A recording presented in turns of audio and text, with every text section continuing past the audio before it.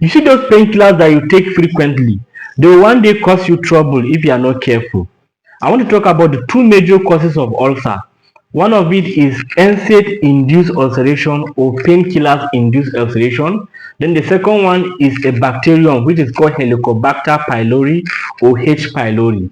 For NSAID-induced ulceration is non-steroidal anti-inflammatory drugs-induced ulceration, which includes piroxicam, diclofenac, ibuprofen, and the rest of them. By the time you take this medication frequently over a long period of time, it can in turn induce ulceration, because as you are managing one problem by relieving your pain, you are also buying market in another area.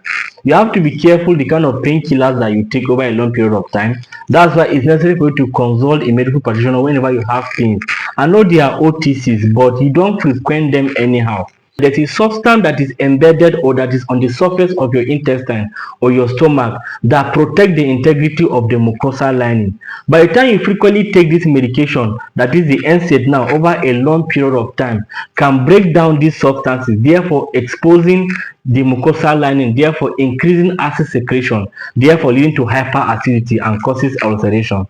Then the second cause of the ulcer, it is H. pylori or Helicobacter pylori. This is a bacteria that is in our gut or in our mucosal lining that triggers ulceration. And how do you detect this bacteria is through a laboratory investigation. Many of us have been walking about with this bacteria that causes ulceration that we are not even aware of. Now, some people believe it's hunger that causes ulceration. People have different beliefs for so many things that causes ulceration. But for this video, I'm focusing only on the two major causes of ulceration. How do you dictate this bacteria, or how do you get to know that you have this bacteria or not that causes ulceration? One of the major tests that you do is a laboratory investigation, not a H. pylori test.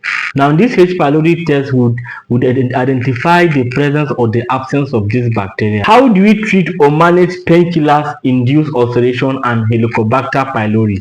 The first treatment plan is to minimize the abuse or the misuse of NSAIDs, that is painkillers. Then secondly is the use of proton pump inhibitors such as omeprazole, pantoprazole, and the likes of them. But for H. pylori, that is Helicobacter pylori, that bacteria is very stubborn. It's very stubborn. How do you treat Helicobacter pylori? This bacteria requires a combination of two antibiotics. To tell you how stubborn this bacteria is, one antibiotic can't treat that bacteria.